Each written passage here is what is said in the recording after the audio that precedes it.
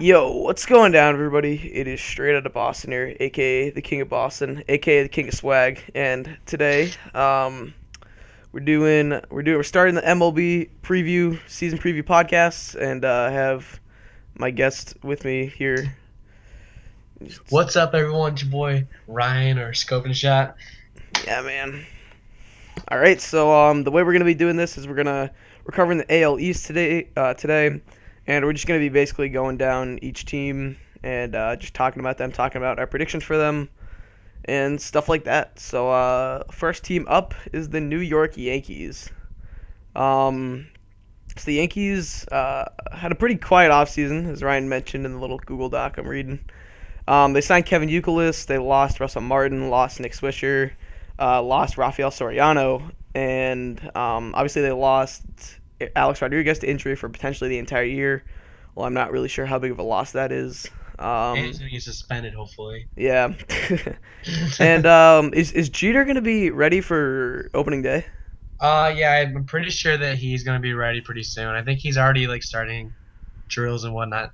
Okay. Fielding drills. So yeah, they executed their plan of cutting back on payroll. A lot of people have talked about this team kind of aging a little bit and having a down year, maybe a transition type year. But I don't know. What do you think about that? Well, I think they're gonna do excellent this year because, I mean, even though you lose Rafael Soriano and you lose A-Rod, you still have that beast middle of the lineup. You have Granderson and Teixeira, and you have Gardner, and you have Robinson Cano still.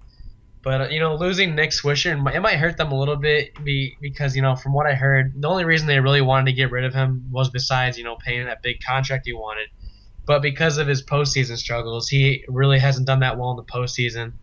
So, I mean, they still have a lot of that power in the middle of the lineup. So, I mean, I really don't see them really moving back much, and they got Kevin Youkilis. So. Yeah, I totally agree. I think that the Rafael Soriano loss is more than made up for by getting Mariano Rivera back. I think losing Russell Martin's not a big deal. He was like the 8th hitter in that lineup, so I don't think that's such a big deal. And I think Nick Swisher, his stats, I mean, he obviously had good stats. They're going to lose about 25 home runs and 90 RBI from him. But he really had a couple of weeks of like a really good stretch at some point in the summer, and that really inflated the stats. Other than that, I mean, he was a solid player, but he wasn't some like number 4 hole hitter that they could depend on every game for a hit or two and a home run possibly. So I think that they'll probably take a step back, but I think they're going to be fine. Yeah, and I forgot to put in here, they also lost what was it, the guy who had 2 home runs versus the Raul Ibanez. Ibanez, yeah. Yeah, that'll be a decently sized loss. I think they with the Euclid signing though, they'll pop A-Rod at DH when he comes back probably and make up for the Ibanez loss. Also, they have Ichiro still, so I think they that still won't have be the Ichiro biggest this deal. year? Yeah, pretty sure. I didn't put that in there. Oh yeah. I'm pretty sure they resigned them. Yeah. So yeah, if you look at the outfield, they'll have Ichiro, they'll have Granderson, they'll have Gardner. Yeah, Gardner's back this year. Yeah, Gardner's back too. So I mean that outfield still looks good. And then you look at the infield, you have Jeter at short, you have Cano at second, Teixeira at first, you have Youkilis at third base. So that looks pretty good, I think. Yeah, I mean that's a solid infield. They don't need Youkilis to do too much, which is good because I mean even when he did get traded to Chicago, he still struggled. He only hit 246, but he's probably going to hit 6th or 7th in that lineup. He's very good defensively, so he'll be fine in terms of that. And I think he's he's perfect fit for the Yankees, I think. Yeah, I like the top of the lineup. I like having Gardner up there because his speed is just really, really, really good. And then you have Jeter, who hits for a really good average. So he'll be getting on base for the 3, 4, and 5 guys, and that'll be. I mean, I think that offense is going to be really good again this year. Yeah. They've been for a while. So yeah, you have a ton of power. They hit so many home runs. Especially in that ballpark. But yeah, I think Jeter moving back to the 2 hole is really going to help them. That's really where he naturally fits in, just as kind of a line drive type of hitter. So, should we move on to our predictions for this team?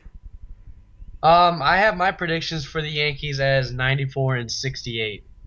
Yeah, I'm right there with you. I have them 92 and 70. Like I said, they'll probably take one, maybe half a step back from last year just because they did lose Swisher, and they probably can't rely on guys like Ivan Nova as much as they did last year. But I think they'll be fine. I think they're gonna win that division easily. Yeah, and like 94-68, it's only one game difference from what they finished last year. So Yeah. sorry, let's move on to the Orioles. Okay. Do you want to talk about them? Yeah. So I have in my notes right here. They grabbed a solid backup catcher in Taylor Teagarden. They signed a pretty decent utility infielder in Andy Chavez. They lost Mark Reynolds, who I love Mark Reynolds, but yeah, he signed with the Indians, right? Yeah, I think so. Sure. But that's really all they did. They were mentioned in a lot of different deals. They wanted to get another outfielder. They tried to get Jason Kubel, and so far they haven't gotten him. I think since the Diamondbacks traded Justin Upton, they're done with their outfield surplus. They were also rumored to try to get Rick Porcello, but they were coming off a really, really surprising season last year where they somehow came into the wild card and they almost won that division. They only finished out 2 games, and they took the Yankees to Game 5 of the ALDS. So they had a great season, and you have Buck Showalter, who is an excellent manager. I think he's one of the best managers, hands down, right now. And also, there's a lot of questions about the pitching and whether or not they'll have a pretty good good enough pitching staff this year. They do have Dylan Bundy, Bundy's the #1 prospect right now, right? Yeah. I think he's 2 behind Profar. Yeah, he's like 1 or 2. Yeah. So, Dylan Bundy, I can see him coming up maybe after, the season starts, just like Mike Trout and Bryce Harper did last year. Yeah, I'm sure the Orioles will save a year of service from him. Yeah, or they might, bring him up and, halfway through the season to help out. Yeah. So, and they're also trying to get Jair Jurges right now, which will help out their pitching staff. I guess he's trying to clear a physical right now with something with his knee. So if he can clear his physical, they'll have another starter with them. So let's talk about the Orioles. What do you think about them? Well, as for their offseason moves, I think even though they were pretty quiet, I think they had a good offseason. I like Reynolds too. He's a good energy type of player. He's good with the young guys, which they obviously have a lot of young players on that team. But in terms of production, they're not going to miss him too much. And now they can give Manny Machado a full year at third base, which is good because he obviously is a very talented young kid. And I agree with you, Buck Showalter, definitely one of the best managers in Major League Baseball. And I think this is a team with a lot of youth. It coming up soon through the minor leagues. You mentioned Dylan Bundy. They have Xavier Avery, Steve Johnson, a couple other. I believe I don't know if Avery's top 100, but I know Johnson's a top 100 pitching prospect. So they obviously have a lot of young talent coming up soon. I think that's why they didn't make too many long-term moves in terms of trying to sign guys like Swisher. So I think they have a good belief in their farm system. I think they're going to continue to grow as a ball club. And yeah, that's pretty much it. I also think if they got Jair Jurgens, I think that'd be great. I really like Jurgens. I know he had a down year last year. That's why he got non-tendered by the Braves. But I still think he's a very talented young pitcher. He's shown before that he has talent and that he can pitch at a Cy Young type level. So, I'm sure he'll probably never get back to that, but he certainly can be productive as a 4th or 5th guy in that rotation. Yeah, so, yeah, it was pretty solid. You gotta remember they do have Adam Jones still. Oh, yeah. I'm trying to think of the lineup right now. They have Jones. They have, when they lost Nick Markakis last year, that was kind of bad for them. They really people, I forgot about that, too. A lot of people forget they didn't have Markakis at all. Did he come back at the end? No, he broke his wrist, I think, and I think he was out. Oh, yeah. Yeah, they still have their catcher, who I just forgot his name. Matt Wieters. Wieters, yeah. He's one of the smartest players in the game. Oh, yeah, he's incredibly smart, especially for someone that young. You usually see that kind of IQ out of a veteran player, but, he's only in, his 3rd, 4th year, something like that. He's pretty young. Yeah. So, yeah, you have, Jones, Machado, and then you have Matt Wieters. So, the offense does look a little shaky, but it seems like they get a lot of production out of everyone else. They all hit for a decent average, and they get on base and whatnot. So, with my prediction of them, I really don't see them repeating what they did last year and how surprising they were.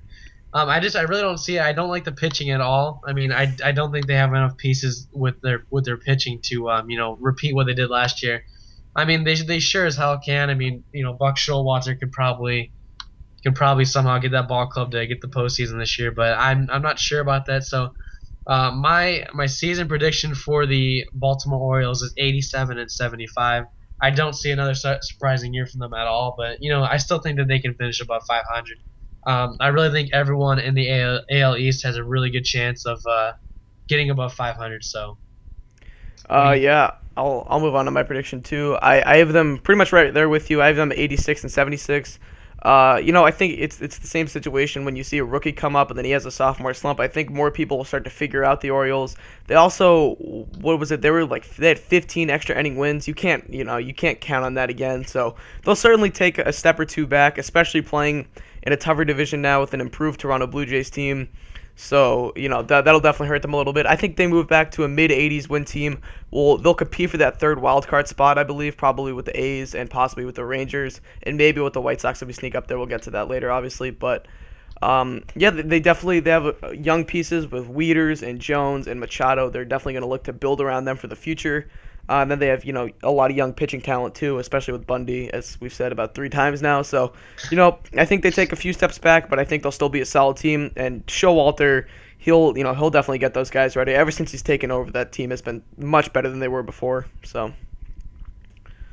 All right, so that's the Orioles. Now I'll let you talk about the Tampa Bay Rays. All right, so the Tampa Bay Rays had a couple big moves this offseason, mainly the biggest one being trading James Shields and Wade Davis for Will Myers and Jake Odorizzi and Mike Montgomery. They got Montgomery too, Jesus.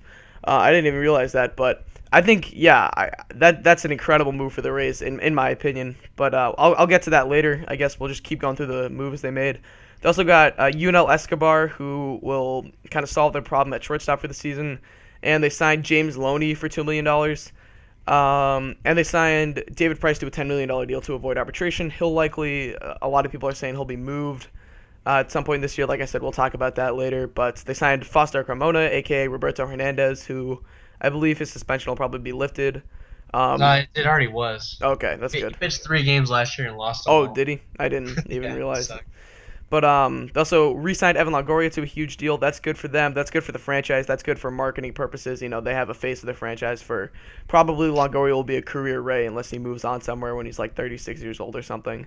They re-signed Kyle Farnsworth, and that's about it for their moves. So as for their moves, like I said earlier, I'll talk about the James Shields trade quickly. That's an incredible move in my opinion. I know when you get prospects, you have to bank on them. Of course, trying to pan out at least if you want to really get a fair return when you're trading a guy like James Shields and a solid reliever too in Wade Davis, who's a former top prospect who I think was pretty much a bullpen pitcher for the last year and a half or so. Yeah. So but Myers is an incredible talent. I watched him play at the Futures game last year. A lot of people were thinking he'd probably just stick around and get called up right after the game, but he ended up spending the year in AAA to finish it out. So he's a really talented young kid. He's a 300 type hitter who could hit upwards of 20 to 30 home runs. People say that he's still developing his power, which is pretty good. And then you get 2 really good young pitching prospects in Odorizzi and Mike Montgomery. I'm really high on Mike Montgomery, and I saw Odorizzi start the Futures game this year too. So when you pair those 2 prospects along with Matt Moore and Jeremy Hellickson, who are obviously now in the majors, they pitched last year. Hellickson pitched 2 years ago, I believe. So you have a really young pitching core, which will give them the flexibility to possibly trade David Price, which, I guess we'll talk about in a sec. But what do you think about the James Shields trade? I love the James Shields trade because they got the most that they could have got out of James Shields. Obviously, I really don't see James Shields as a number one starter, as a lot of people always say, and I definitely don't see that either. I mean, the Royals are they're trying to win now, and they're doing the best they can. They have a really overstocked farm system, Oh, yeah. so they were able to unload a few of their prospects to get a pretty good pitcher in James Shields. Obviously, he was in the Cy Young race I think 2 years ago. I think he finished third. So I mean, he does have the stuff, but you do have David Price over there at the number 1. So and the Rays, they are just stocked with talent. They have in their farm system, they have like Will Myers now. They have Jake Odorizzi. They have Chris Archer, Hack Julie, Montgomery. They have Tyler Guerreri. So I mean, the Rays, they understand how to build their pitching. Obviously, if you look at their pitching rotation, you have David Price, who's still like 27, I think. You have Hellickson, who's like 25, and he won the AL Rookie of the Year 2 years ago. Matt Moore, who I believe is going to develop into the next type of Clayton Kershaw. Fourth starter, you have I can't think of their fourth starter right now. Yeah, me neither, actually.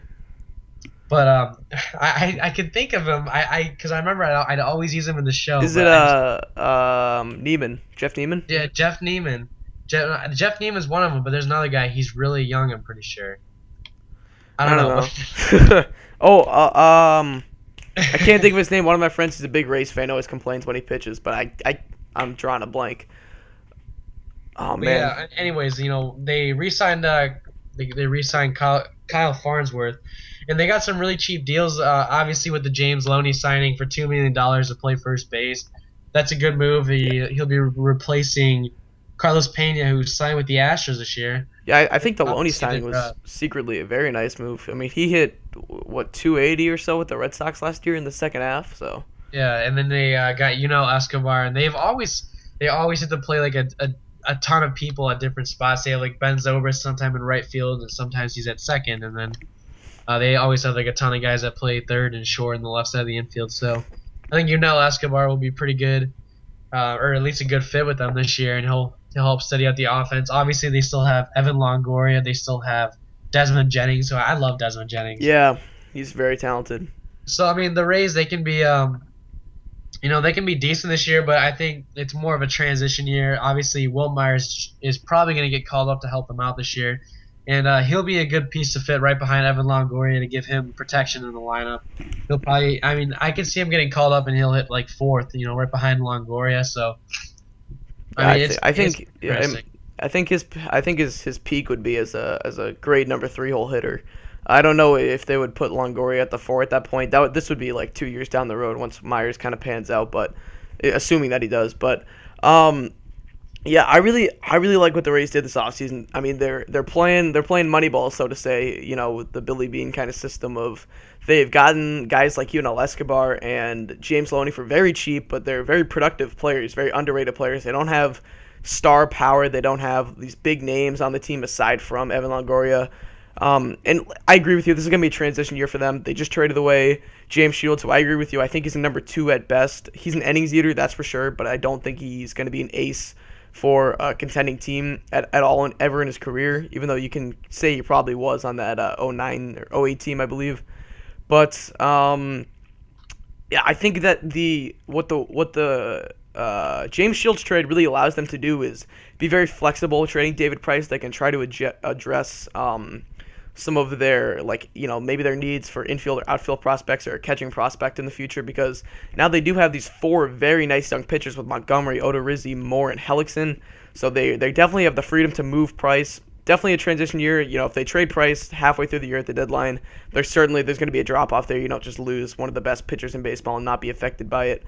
So, yeah, transition year. Prediction-wise, I'll go first. I have them winning exactly 81 games, going 500.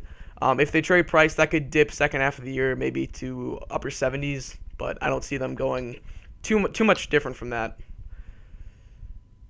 My prediction for Tampa Bay this year is 83 and 79. Like you said, transition year, and definitely if they trade away Price at the middle of the season, that could definitely go under 500. So I mean, Tampa Bay always seems to hang around, and Joe Madden is an excellent coach. He really knows how to get the best out of his club. He's he makes so many different lineups. I think last year he had like the most the most changes in like his lineup. Like he had like the most different lineups that he's used throughout the season. Yeah, so, the guy's incredibly smart. I don't think a team that's managed by him could possibly lose more than 90 games. Just and I say that would be only winning 72, but maybe I should say like 85, because he is such an incredible manager. He's so smart. I remember I went to a Rays game last year. He had Carlos Pena leading off, and the whole reason behind that was because the guy walks so much, but he strikes out a lot too. So if you have your strikeouts at the top of the lineup hitting first or whatever, when you likely don't have other guys on base because you just went through 7, 8, 9, or you're possibly leading off an inning, the strikeouts don't affect you as much. So, but because he's such a great at getting on base, that's obviously what you want at the top of your lineup. It's just such a smart move by Madden. He's incredibly smart as a manager. He knows exactly how to run his ball club, and anyone who tells him what to do is just stupid. So. Yeah, and that pitcher that we were thinking of was Alex Cobb. Yep, Cobb. That's it. Yep. So. All right, let's move on. We're going to talk about the Blue Jays, and I'll go on this one. All right. So, obviously, the Blue Jays had one of the biggest off seasons of all time. Obviously, they acquired in the first trade that they made, like right after the postseason ended. They got Mark Burley, they got Josh Johnson and Jose Reyes. They also signed Melky Cabrera, who without the steroids, we'll see how well he can do. And the deal that I didn't like, but it was obviously a really big deal when they got R.A. Dickey. I mean, they got rid of some of their depth in their farm system. I mean, they got rid of blue chip prospect Travis d'Arnaud, and they also got rid of Noah Syndergaard, and then they also got rid of shortstop Adiani Hechavarria and outfielder Jake Marisnick. I mean, I like a lot of those guys. I remember when I did my Blue Jays franchise, I dealt with a lot of those guys, and I remember I traded Travis d'Arnaud, and I watched him hit like 50 home runs a year with the I think it was the Giants. I don't know, but anyways, they really revamped the whole pitching rotation. Now you have like R.A. Dickey, Josh Johnson, Mark Burley, Brandon Morrow, and then you have Ricky Romero. So that's gonna be a really, really good rotation. It seems like, and with all this offseason or offense that they have Jose Reyes, who can lead off and really get on base in front of Jose Batista and Adam Lind. Then you got Brett Laurie, who's still really developing, and then you have possibly Melky Cabrera. You also have Colby Rasmus, and you have Edwin Encarnacion. I mean, that just looks stupid on paper. So we're gonna see if they can do anything with that. I mean, I really don't like these teams that just kind of like just form like this. I don't like these superstar teams that just form over an off season. I feel like even though you have a ton of talent, you really need to take a season to gel. And if you look at a team like the Miami Heat, who ended up losing to the Mavericks after they made their superstar team, you had the Angels of last year who had Pujols and all these great hitters, and everyone's like, oh, might as well just hand them the trophy, and they didn't do that. So, and you also have teams like the Rangers who have an incredible offense. It just takes a little bit to gel. Also another team like that, the Dodgers from last year. So it takes a little bit to gel, and we'll see what they can do with that. But obviously, there's no way that this team will do worse than what they did last season. So Yeah, I have a lot to say about this team actually, so bear with me here for a sec. But first of all, I'll say that I obviously I like the deal that they made with acquiring Burley and Johnson and Jose Reyes. They clearly have kind of moved on from caring about their financial problems or whatever. So that's good to see. And it did deplete them of two very good young prospects in Travis d'Arnaud and Adene Hechavarria. I believe that's how it's pronounced, according to the Red Sox PA announcer.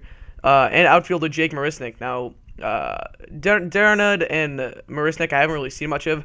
Hechavarria is certainly a very fast hitter, supposed to be a good contact hitter. What I saw in his swing, I didn't really like it too much. It seemed like he kind of chopped at the ball a little bit, but I'm not a professional scout, so I can't say for sure whether or not he's going to hit 220 or 350. So, really the Marlins, they don't have that good of a farm system, so by acquiring those three guys, they certainly actually didn't d'Arnaud go to the Mets, I believe.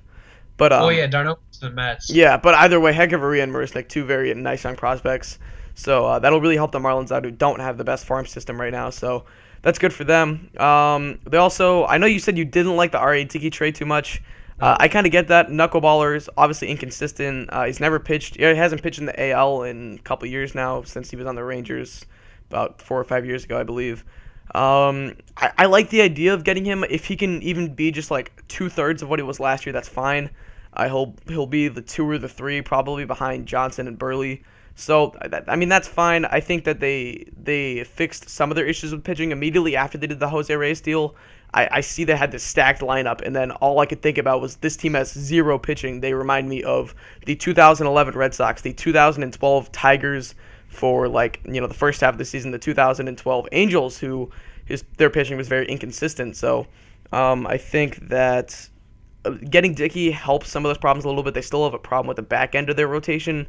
I don't know who they put there. I'm assuming they're going to try and give Ricky Romero another chance after he had a horrific 2012 season, I should say. But in terms of the lineup, it's deadly. Their bullpen is solid. I believe they still have Sergio Santos, who's a young closing pitcher. Yeah. And Melky Cabrera, he's a guy who was decent with the Yankees, was okay with the Royals. Obviously had a great year last year before he was suspended for basically the rest of the season after getting caught on PEDs. But it seems like that the Blue Jays hitting coach, whatever he figured out with Bautista, who was, he used to be this top prospect guy with a lot of power but couldn't get bat on ball. So I have faith in the Blue Jays hitting coach possibly trying to help Cabrera out. I'm sure, he'll make his swing.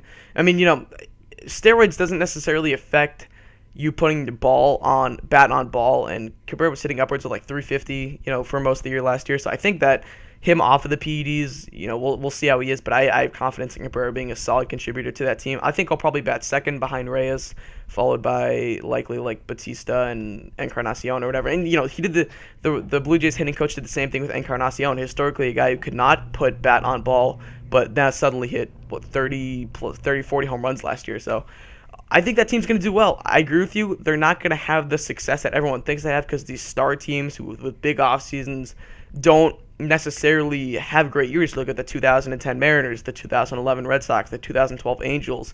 These teams don't always do well. In fact, most of the time they do poorly. Just, I don't know if it's chemistry or what it is, but I agree with you. They're not going to do as well as everyone thinks. I don't think they're going to win the AL East. Should we move on to our predictions for them? Because they're kind of transitioning into it anyway. I want to talk about them a little bit. Okay, go ahead.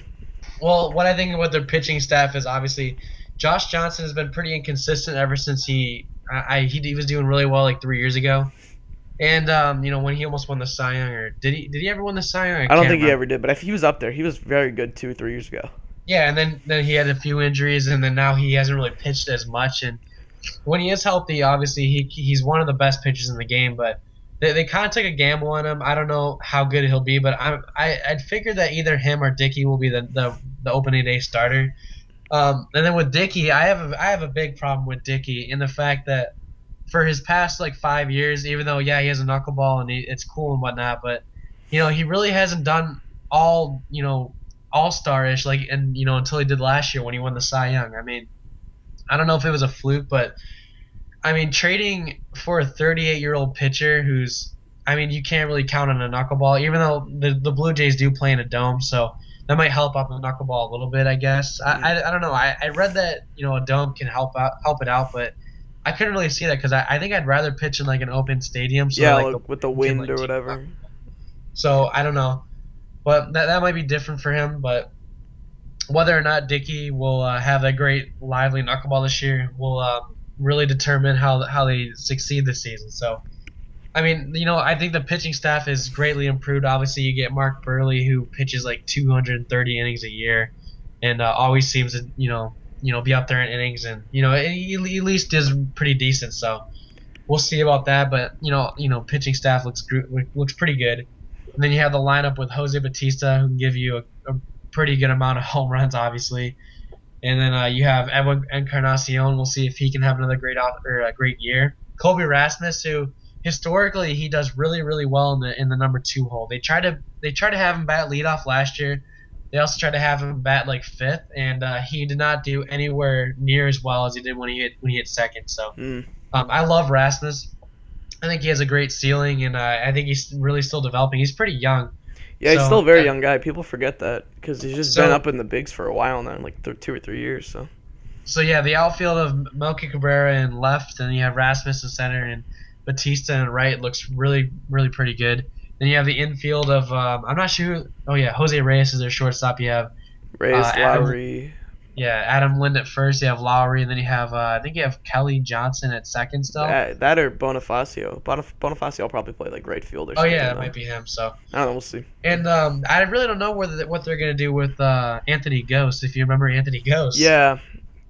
He was rumored to potentially be in one of those deals that they would have made this offseason, and they somehow kept Anthony Ghost, who is one of the top prospects, I think. But I don't think he's a prospect anymore because he's not even ranked in the top 10. He was called up last year. I saw him play at Fenway. Yeah, I don't think he's a prospect anymore. But wherever he is, if Melky Cabrera doesn't work, I'm pretty sure that you could see them possibly release Melky Cabrera and then bring up Anthony Ghost. Yeah, or trade one of them. I think the having Anthony Ghost, it basically in their back pockets made it very easy for them to trade Jake Marisnick, and then obviously trading Hector Varela, but they got Jose Reyes back. So all the prospects they lost in these trades, they kind of got better players or had equal level type players, with them already. So this was an overstocked farm system, like you said with the Orioles earlier. So I think it was fine giving up prospects for talent. So our predictions. Okay, you can go first. My prediction for the Blue Jays is 88 and 74. I think, however, if their pitching is pretty good, they can probably they might be able to contend for the division lead, or at least get like the first wild card. I could see them, but I think they could definitely contend with the Yankees, and if their pitching can shut down those Yankee hitters, we can see the Blue Jays really be a pest to the Yankees this year, and they could definitely win this division. But I just don't like them right now with this new superstar team that they just formed. But 88 and 74 is still pretty good, and they can definitely do better. Yeah, I actually think you just read my record prediction. Yeah, that's fine. I just looked at it. I have Toronto at 92 and 7. That's fine. So I have them at 88 74. I think this is a team that will likely probably struggle first half of the year, and then do very much what the Angels and Tigers did towards the end of last year, kind of pick it up and make a run at the third. Or I think they'll get the second wild card, or I mean the first wild card. What am I saying? Yeah, I was gonna say there's no. Yeah, I think they'll get the first wild card. 88 wins. Like I said, struggled the first half, pick it up the second half, kind of develop some team chemistry. I mean, a few of those guys have been together before. Burley, Johnson, and Reyes obviously have played together for a year now, and so I think they'll make the playoffs, and they'll be deadly in the playoffs because of that talent on that team. All right, so we're gonna go to your favorite team, the Red Sox. All right, I've been waiting for this. The Boston Red Sox. Ian does not like the Red Sox right now. He hates all of these off-season moves. So I'm gonna read these for him so that he doesn't get mad. Oh man. So they lost Bobby Valentine. Hallelujah. Great signing for them.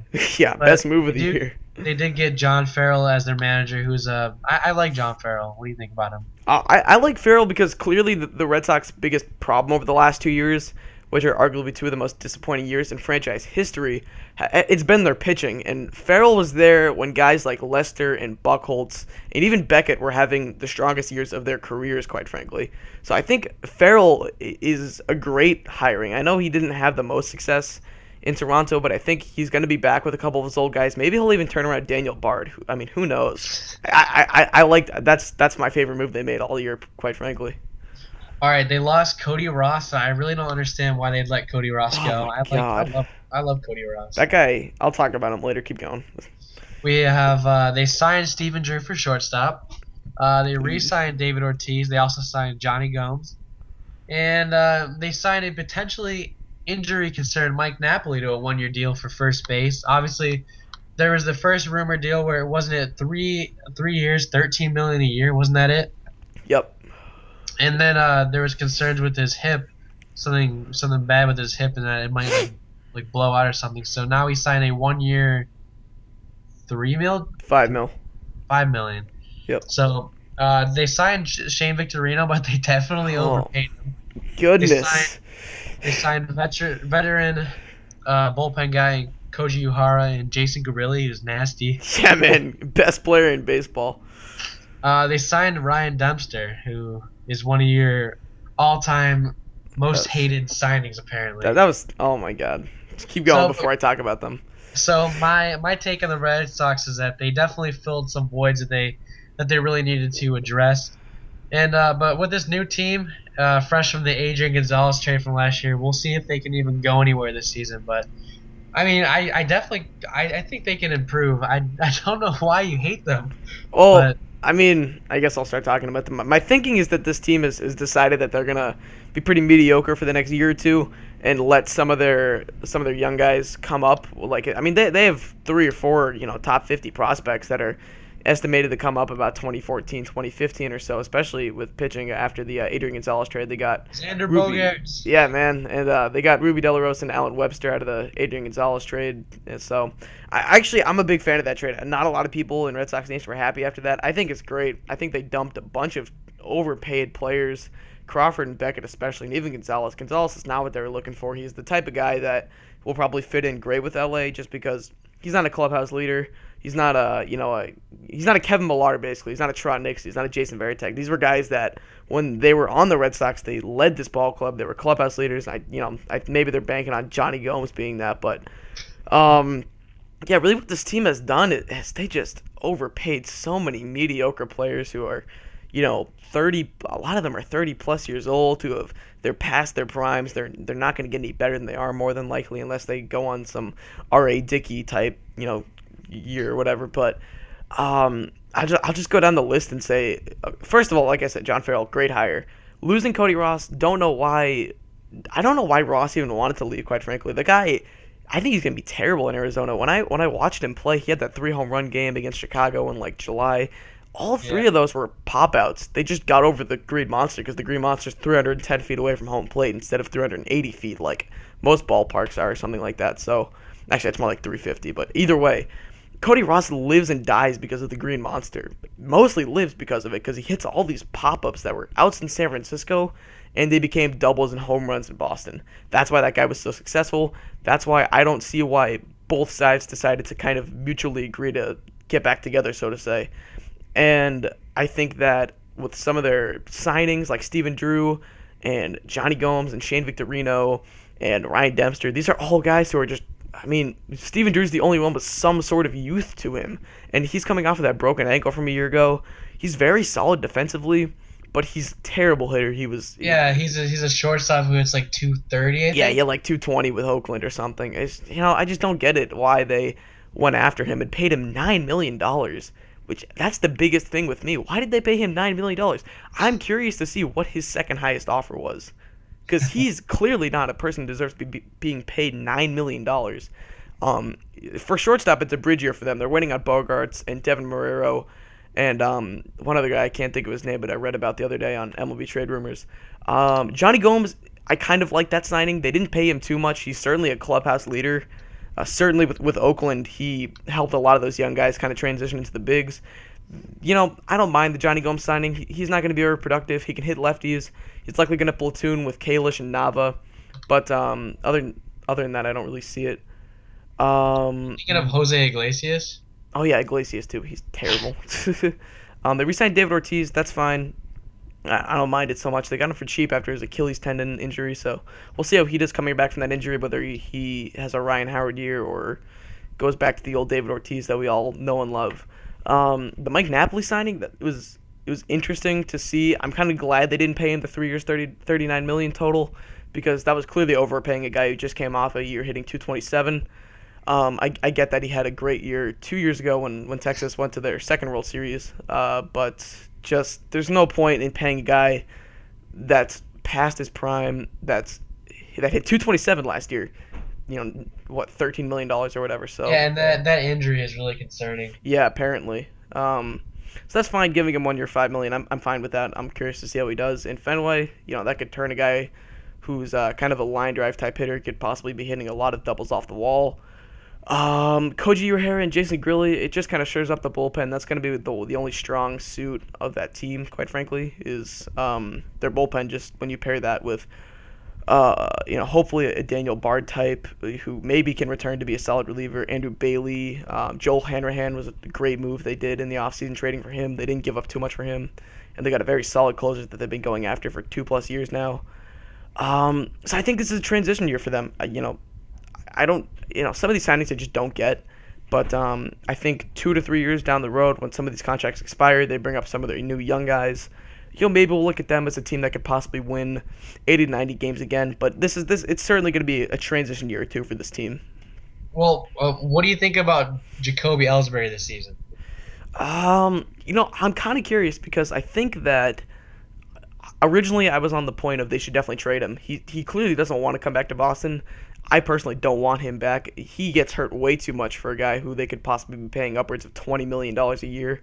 That's ridiculous. He gets hurt every year, and he also is such, I don't want to say it, I don't want to use some of the words that I'm thinking of in my head right now, but he's just, he doesn't play through injuries, and I hate guys like that, especially when, Scott Boras is involved and he says, no, you're not going to play. You're not going to put my star client on the field with the risk that he could get further injured. I hate guys like that. Just, You get paid to be a professional athlete.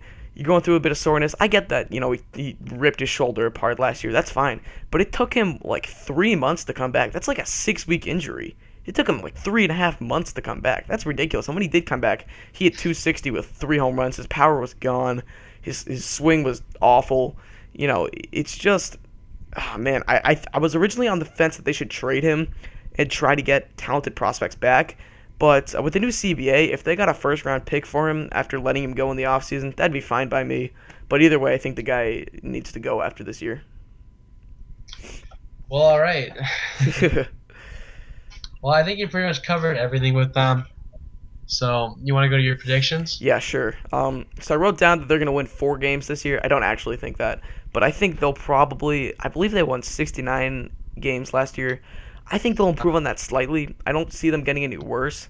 So I'll give them 73, 74 wins. They're going to suffer from playing in a very, very good division.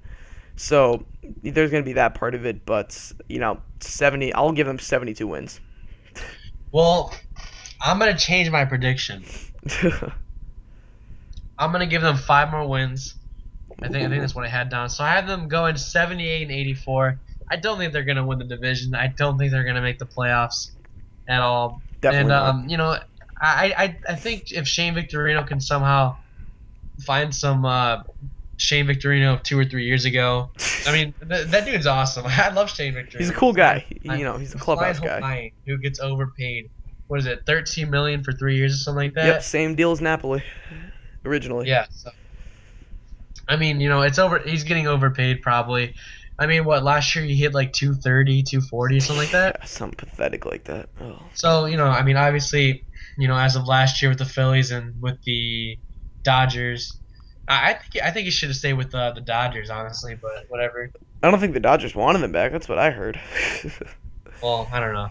But yeah, I'll explain. I think that you can sign as many hitters, as many 330 home run hitters as you want, but at the end of the day, it all comes down to pitching, and I've always thought that you are how your team is up the middle. So what I mean by that is catching, pitching, middle infield, and center field. And when I look at this team up the middle, they have either Napoli or Saltalamacchia behind the plate. Those are both 220 hitters.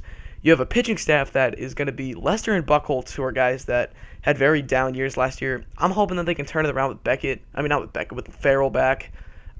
Lackey, who slimmed down. There was a picture of him at spring training. He lost that. like 80 pounds or something. Actually, he is my only hope for that pitching staff, that he's going to improve, because I think that he was signed as a guy who was a Red Sox killer. He loved pitching at Fenway before, and I think that if he can just, he divorced with his wife, I believe, so maybe he can put some of those mental issues behind him or something and just get back on track. Then you look at the bottom half of the rotation. Dempster is a guy who's first half of season in the AL last year with Texas. He really struggled. He's inconsistent through his entire career. I don't see much hope in him. They really overpaid for him. That's disgusting how much they gave him. And I think their fifth starter is likely going to be Felix Doubront, who's the guy that I really like. He pitched well last year. He wore out. His arm was done by the All-Star break, which is why he really struggled in the second half. And I think if he can kind of continue to develop and continue to just get better, he's solid, man. I like Doubront a lot. Well, all right, so that's all our predictions for the AL East. And again, I mean, this is just what we think about them on paper. Obviously, if we would have done one of these last year and we would have talked about like the AL West, we probably would have put the Oakland A's at like 69 and 73. Yeah, I would have put the Red Sox probably second in the division last year before the season. So yeah, this is our ideas and whatnot. So I mean, again, it's possible that the Red Sox could somehow win this division. It's possible that the Yankees can go 60 and 102. Will it happen? Probably not. But I mean, that's just our ideas on this. So that's the AL East, guys. And if you have any opinions, if you disagree or agree with us, let us know in the comments. I believe this is probably going to go up on both of our channels, so we'll both be replying to comments. Just let us know what you think. This is just really us giving our opinions on the AL East. We're going to be posting these every Saturday leading up to the day before opening day. There's going to be 7 total. 6 divisions and then one kind of playoff / like award type victory what am I trying to say? Like award kind of podcast or whatever. So let us know. Next one was going to be next Saturday, of course, and that's pretty much all I have to say about that. Yeah, and this was recorded the day before pitchers and catchers report. So if for some reason Michael Bourne signs with Tampa Bay, or Yeah. something like that, obviously that wasn't in here. Yeah, this But, is February 10th, 2013. So if Kyle Loesch signs with the Red Sox tomorrow, I bump them up by like 5 wins. So Yeah, I think he should go back to the Cardinals. But we'll talk about that some other time. should. So, all right, guys, that's the AL East. I think I just Ian, straight out of Boston. I just lost you there So- for a sec. That's it, guys. Thanks for watching. Like the video, comment, and subscribe, and we will see you guys next week. Yep, like I said, give us your opinions on things. Disagree, agree, whatever. Thank you guys for watching. Hope you enjoy, and as always, I'm out. Peace.